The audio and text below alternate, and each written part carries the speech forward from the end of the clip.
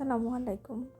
আজ আমি আপনাদের সাথে শেয়ার করব বাজারে কেনা শুকনো চালের গুঁড়ো দিয়ে এবং ঘরে থাকা যে কোনো পাতিল এবং স্টিলের ছাঁকনি দিয়ে কিভাবে পারফেক্ট ভাপা পিঠা তৈরি করতে পারবেন। আশা করছি আজকের রেসিপিটি আপনাদের খুবই ভালো লাগবে।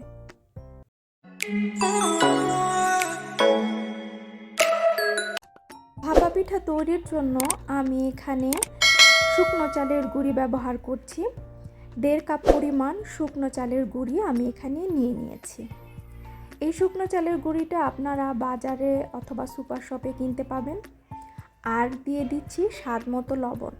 ভাপা পিঠায় লবণের পরিমাণটা একটু কমই দিবেন, এতে করে ভাপা পিঠাটা খেতে ভালো লাগে।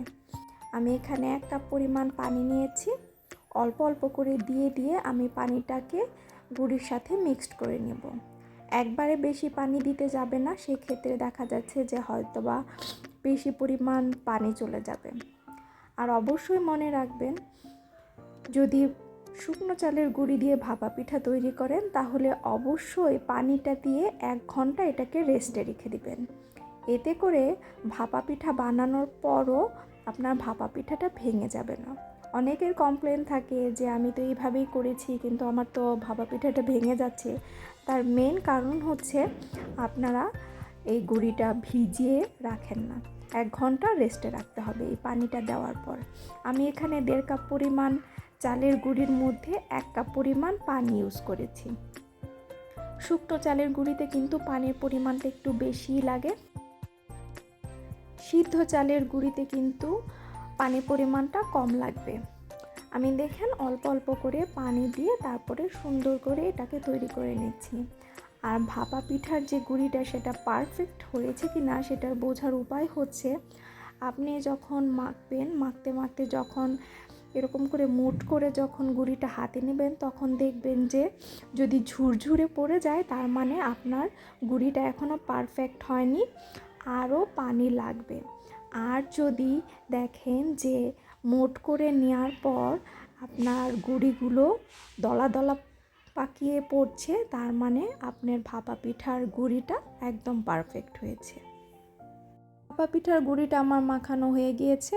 এখন আমি এটাকে ঢাকনা দিয়ে 1 ঘন্টার মতো রেস্টে রেখে দিব। ফিরে আসলাম 1 ঘন্টা পর। 1 ঘন্টা পর আমি এখন গুঁড়িগুলোকে চালনির সাহায্যে চেলে নিব। এভাবে আপনারা ছিদ্রযুক্ত যে চালনিগুলো আছে সেটা দিয়ে ধৈর্য ধরে এই কাজটা করতে হবে। এটা করতে একটু সময় লাগে। আর অল্প অল্প করে গুঁড়ি নিয়ে এইভাবে চারপাশ দিয়ে ডলে ডলে গুঁড়িগুলোকে চালনি দিয়ে ছেঁকে নিতে হবে। গুঁড়িগুলো আমার চালা হয়ে গিয়েছে। এখন আপনাদেরকে দেখিয়ে দিচ্ছি আর কি লাগবে পাটালি গুড়। পাটালি গুড়গুলোকে আমি পাটার মধ্যে এটাকে গুঁড়ো করে নিয়েছি। আর নারকেল কোড়া লাগবে।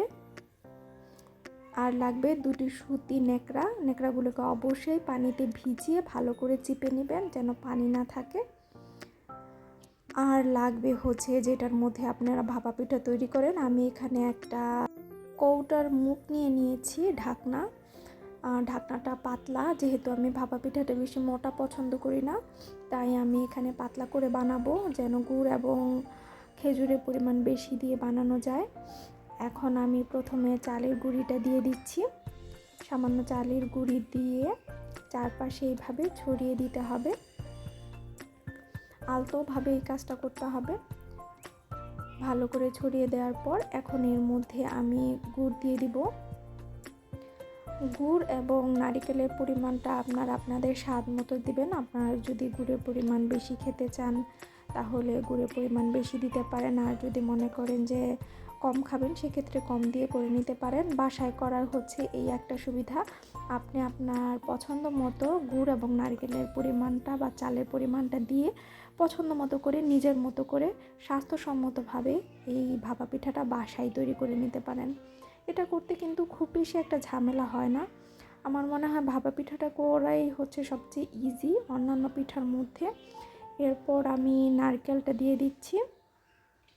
নারকেলটাও আপনারা আপনাদের পছন্দ মতো দিয়ে নেবেন, যে যেমন পছন্দ করেন। আমি এখানে গুড় এবং নারকেলের পরিমাণটা একটু বেশি দিচ্ছি আর আমি একটু চালের পরিমাণটা কম দিচ্ছি।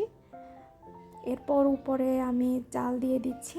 খুব আলতো হাতেই কাজটা করতে হবে, বেশি চাপাচাপি করা যাবে না। আলতো হাতে গুঁড়িগুলো দিয়ে বাড়তি যে গুঁড়িগুলো আছে ওগুলো আঙুল দিয়ে এভাবে বের করে দিচ্ছি। ঠিক যতটুকু গুঁড়ির প্রয়োজন ততটুকুই নিয়ে নিচ্ছি। এখন যে ভিজা ন্যাকড়াটা আমি চিপে রেখেছিলাম, পানিটা অবশ্যই ভালো করে চিপে ফেলে দিবেন। সেই ন্যাকড়াটার মধ্যে আমি এটা দিয়ে দিচ্ছি। দিয়ে আমি এই যে ছাঁকনিটা আছে বড় ছিদ্রওয়ালা, এটা সবার বাসায় থাকে, তো এটার মধ্যে আমি নিয়ে দিয়ে দিচ্ছি। ভাতের একটা পাতিল নিয়েছি এবং পানিটা খুব ভালো করে বলক তুলে নিয়েছি। চুলার জাল এখন মিডিয়াম টু হাই হিটে আছে। এখন দেখুন আমি খুব ভালো করে টোকা দিচ্ছি। টোকা দিয়ে আমি এখন ঢাকনাটাকে উঠিয়ে ফেলবো। এখন চারপাশে যে কাপড়টা আছে সেটা পিঠার মধ্যে এইভাবে ভাঁজ করে দিচ্ছি।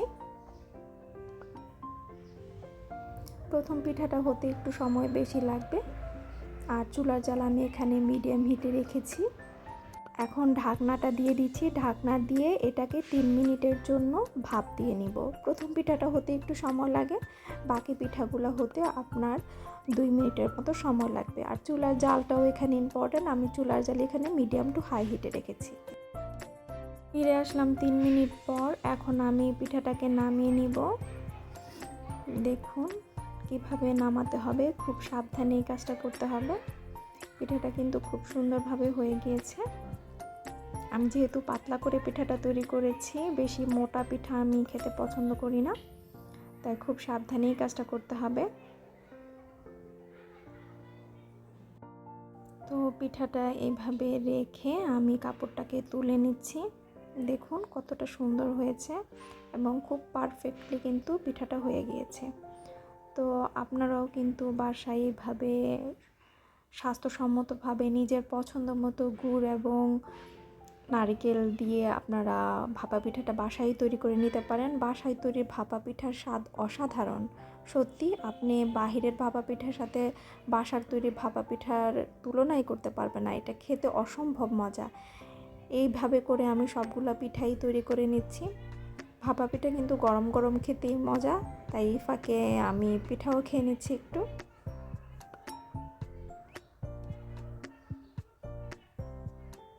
দেখুন কি সুন্দর পারফেক্টভাবে আমার সবগুলো পিঠা হচ্ছে। তো আপনারাও কিন্তু এইভাবে বাসায় তৈরি করে নিতে পারেন। বাসায় আপনারাও অল্প সময়ের মধ্যে নিজের পছন্দ মতো স্বাস্থ্যসম্মতভাবে এই পিঠাটা তৈরি করে নিতে পারেন। আশা করছি আজকের রেসিপিটি আপনাদের খুবই ভালো লেগেছে। ভালো লাগলে চ্যানেলটিকে সাবস্ক্রাইব করে পাশেই থাকবেন। ভিডিওটিতে লাইক দিবেন, কমেন্ট করবেন, শেয়ার করবেন। আজ এই পর্যন্তই। পরবর্তীতে আবার নতুন কোনো রেসিপি নিয়ে হাজির হব। সেই পর্যন্ত ভালো থাকুন, সুস্থ থাকুন। আল্লাহ হাফেজ।